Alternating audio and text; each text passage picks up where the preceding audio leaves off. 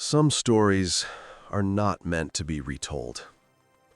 They sink somewhere deep, turning into a heavy sediment you can't get rid of. Not with alcohol, not with time, not with years of silence. This story was told to me by Anton. He kept it inside for 10 years. But today, he finally decided to speak. Because a man who witnessed what he witnessed no longer has the right to stay quiet. Before we begin, grasp one thing. Anton survived. His passenger did not. It was 2015. I was 23. I had just bought my first car, a brand new SUV, its paint still gleaming. For a guy my age, this wasn't just a machine, it was a manifesto of freedom. I was dreaming of the sea. I planned everything so I could set my own pace. No stops, no one else's schedule. Just me, the engine, and a road that finally belonged to me. I didn't know then that a road is not just a path from A to B. Sometimes it's a living mechanism. One that decides who gets to leave and who stays forever. The rain started without warning. It turned the windshield into a solid gray wall. I was pushing down the highway when I saw him ahead on the shoulder. A dark-haired guy, athletic, decent-looking, roughly my age, standing with an enormous hiking backpack that looked like it could crush him. He wasn't hitchhiking. He was just standing there, head pulled into his shoulders, letting the rain do whatever it wanted with him. I stopped. Why? Probably because of that feeling of triumph that comes with your first car.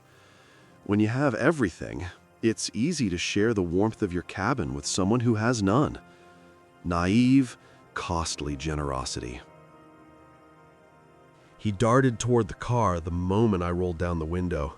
His face was soaked, red from the cold, and there was such honest, almost childlike joy in his eyes that I found myself smiling back without thinking. "Thanks," he blurted out, tossing his backpack onto the back seat. I was starting to think I'd just stay here forever. His name was Kirill. He turned out to be exactly the kind of passenger every driver hopes for on a long trip. An architecture student, hitching his way to the sea for the first time in his life. He called it his greatest challenge. He drew future buildings in the air with his hands, laughed at himself and that ridiculous backpack, talked about the houses he wanted to build, designed to breathe with the forest, so you could hear the rain outside from inside. He was just an ordinary guy with a head full of blueprints and an unshakable certainty that his whole life was ahead of him, mapped out hour by hour, year by year.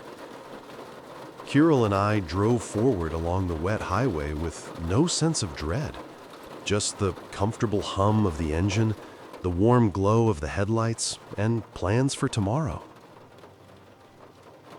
We spent 4 hours together. Just 4 hours. I still can't think about it calmly. 4 hours, and a person is gone. 4 hours, and I'm the only one who knows what happened to him. 4 hours, and I stayed silent for 10 years because I knew no one would believe me. At some point, everything stopped. Dead. The highway turned into an endless, motionless river of iron.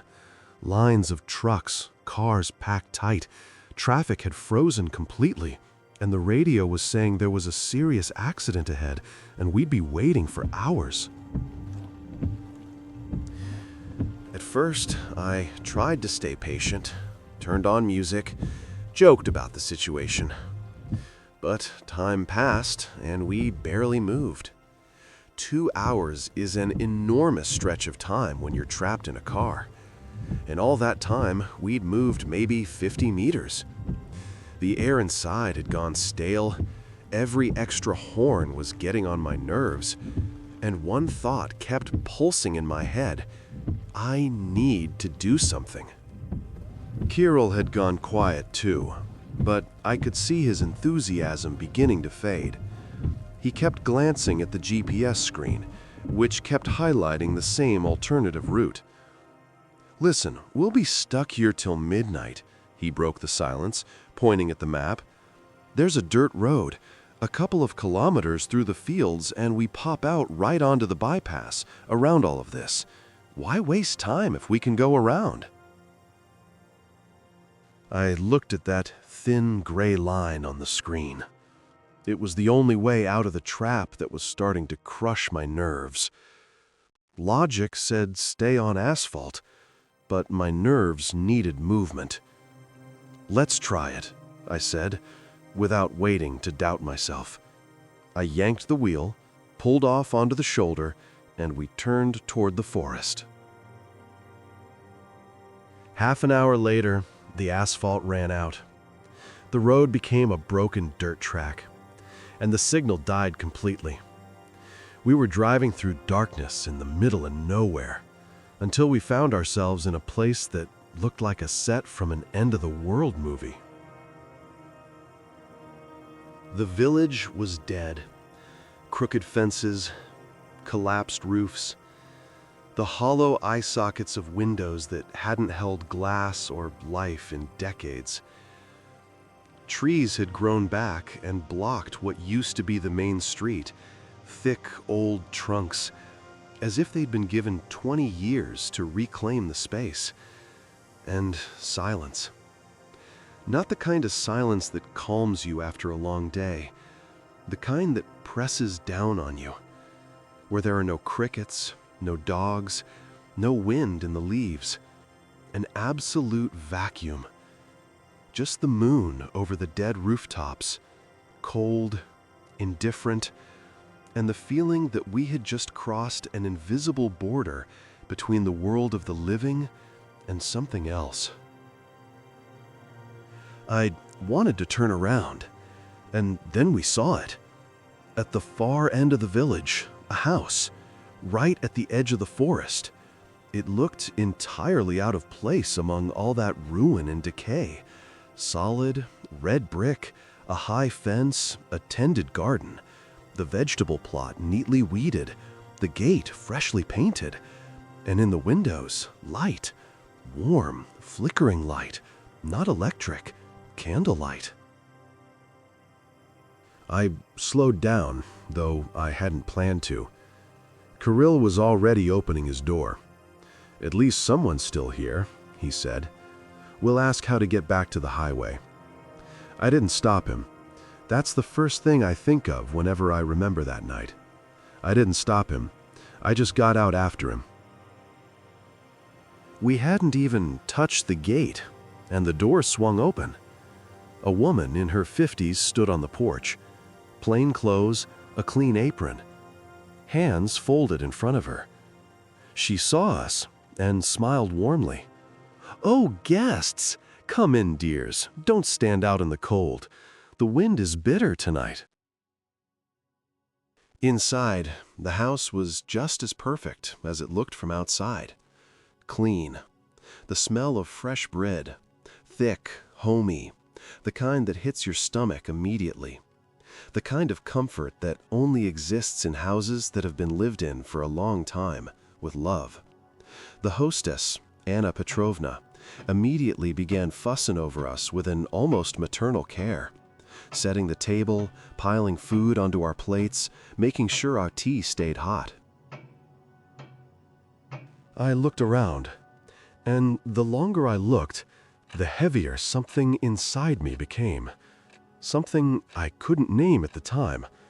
Some feeling of wrongness that my brain kept noticing, but couldn't quite catch. Then I understood.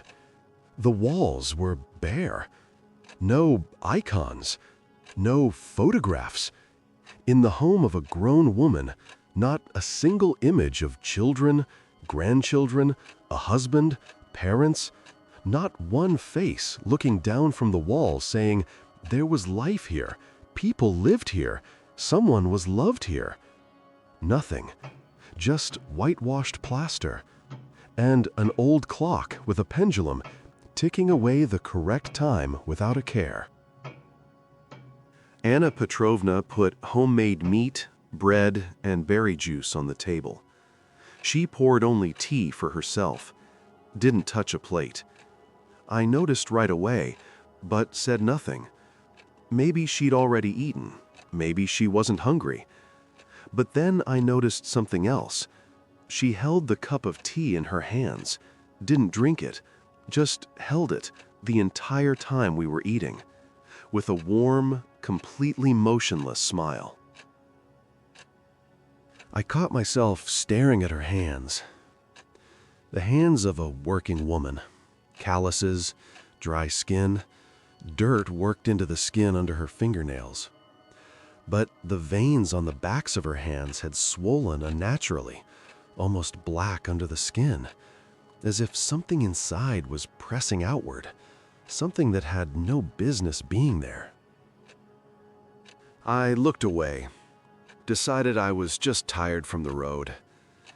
Then I couldn't help asking about the food. The village was remote, no shops, the road was broken, forest all around. How did she manage? By bicycle to the nearest town, Anna Petrovna answered, her voice level, calm. An hour there, an hour back. The market, a few shops. Life goes on. I just keep it further from the noise. What is there to be afraid of, son? She added, gently touching the tabletop. Silence isn't frightening. What's frightening is when man is wolf to man. Here, there's only forest and sky. I nodded. But then I looked around one more time and realized there wasn't a single electric light bulb in the house. Only candles. Only a kerosene lamp in the corner. But then she'd be hauling kerosene on a bicycle and candles every week, alone, down a broken dirt track, through a dead village, through a forest. I found an explanation again. I brushed it aside again. At that moment, Kirill, who had been studying the old clock with curiosity, turned back to us. "You know what?" he laughed. "We only turned off the highway like 30 minutes ago, maybe 40, but it feels like we've driven into another region entirely. It's so quiet here. It feels like time has stopped." Anna Petrovna just waved her hand, pouring us more tea. "That's a good thing," she said. "The forest road always deceives. Don't think about it." You know what the most terrifying thing about this story is? Not what happened later. It's how many times I noticed. How many times I felt that something was wrong. How many times my brain sent me a signal and I silenced it because it was warm, the bread smelled good, and I didn't want to believe in bad things. That is her weapon. Not claws, not darkness. Comfort, warmth, the smell of fresh bread at exactly the right moment. Anna Petrovna was the perfect hostess. That's the horror of it. There was nothing mystical about her, nothing frightening, not a single detail that screamed, "Run." She asked about our plans, lamented that young people these days are always staring at their phones, asked what things were like in the city. To Kirill, she offered especially heartfelt advice. "You, Kirill, really should spend some time living like this, in the quiet. An architect needs to feel the earth, not just concrete. The nature here is extraordinary. You'll rest, you'll gather your strength." Kirill absorbed every word. Talked about his blueprints, his future buildings, laughed. Anna listened, nodded, smiled with the corners of her lips. It seemed like the most ordinary evening in the most ordinary village cottage. Around midnight, exhaustion hit. Not gradually, the way it usually comes after a long drive, when your body gently reminds you it's time to stop. No, all at once, as if someone had thrown a switch directly in the center of my skull. Heavy eyelids, arms like cotton, a tongue that stopped cooperating. Kirill, who had just been passionately arguing about architectural styles, started nodding off right there at the table. "You've worn yourselves out," said Anna Petrovna.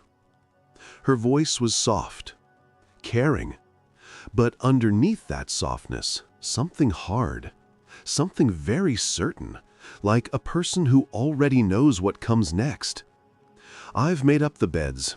Get some rest. Morning is wiser than evening." Kirill stood up, swaying as if he'd had a shot of vodka, though we'd had nothing stronger than berry juice. I tried to get up after him, but my legs buckled. I managed only to mumble that I'd stay on the sofa. Anna Petrovna smiled. In her eyes, reflecting the candlelight, there was nothing but kindness. She wished us a good night, smoothed her apron, and gently pulled the door shut behind her. The last thing I remember, Kirill's heavy, steady breathing from the next room. And a thought, strangely calm for that situation.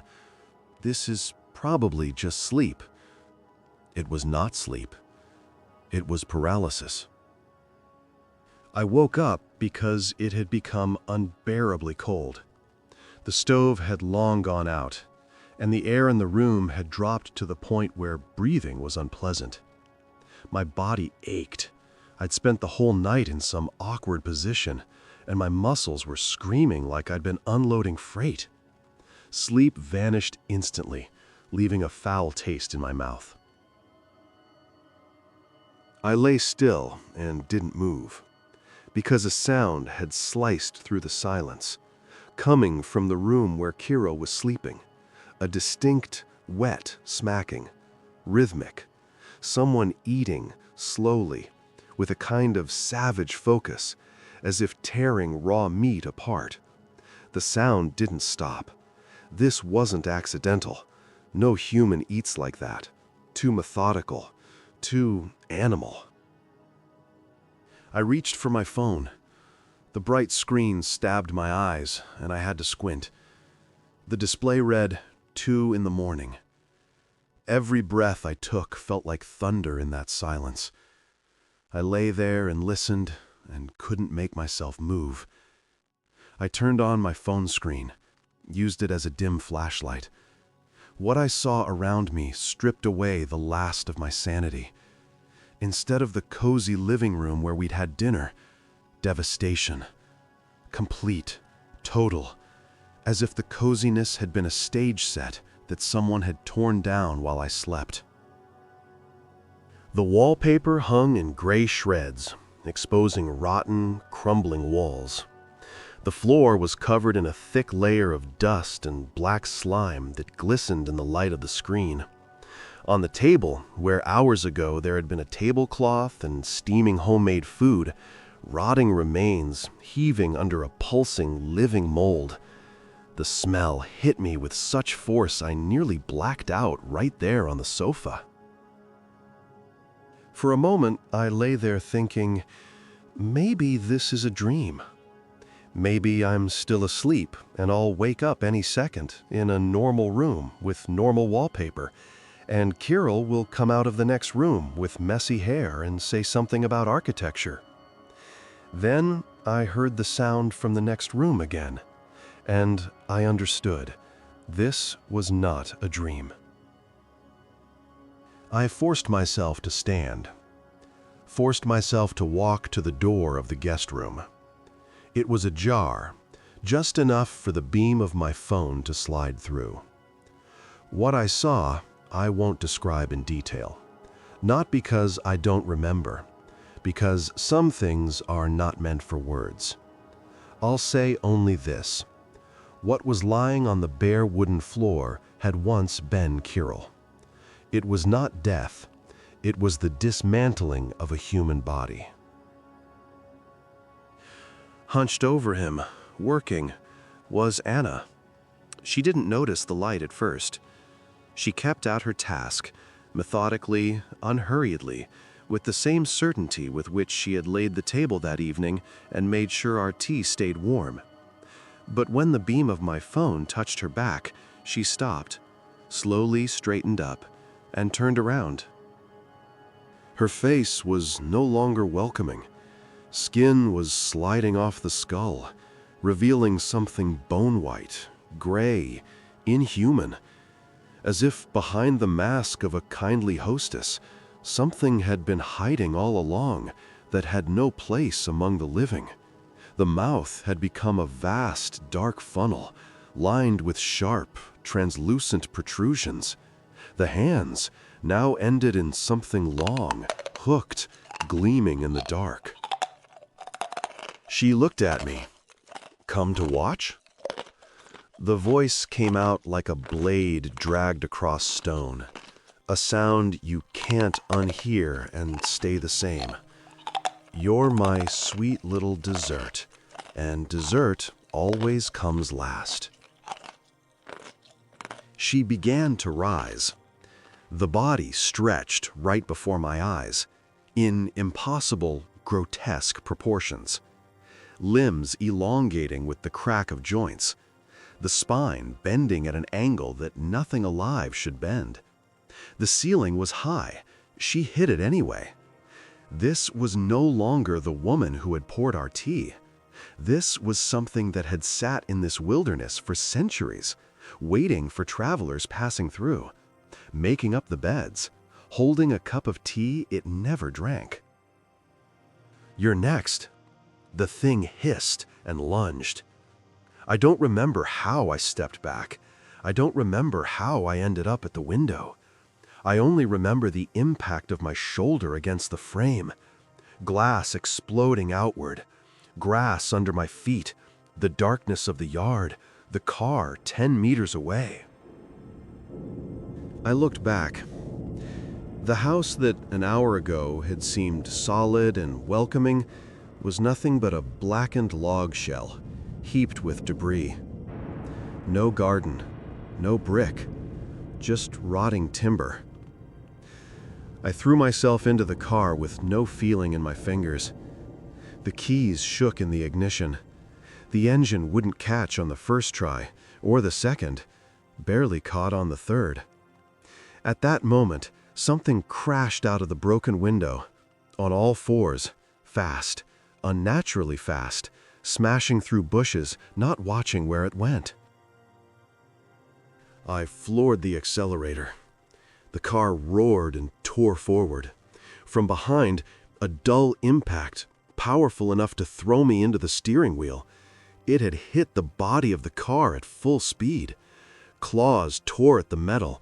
I could hear that sound even over the scream of the engine. I didn't look in the mirrors. I just drove, through brush, through field, not knowing where the road ended and where the drop began, not thinking about anything except one word: forward. At the edge of the forest, where the dirt track finally met solid asphalt, it fell behind. When the first lights of a gas station cut through the pre-dawn dark, I stopped. Got out of the car on legs that didn't quite bend right.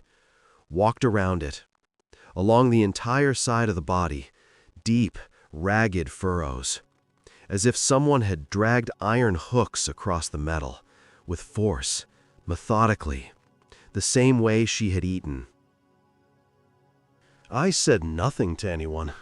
What would I have said?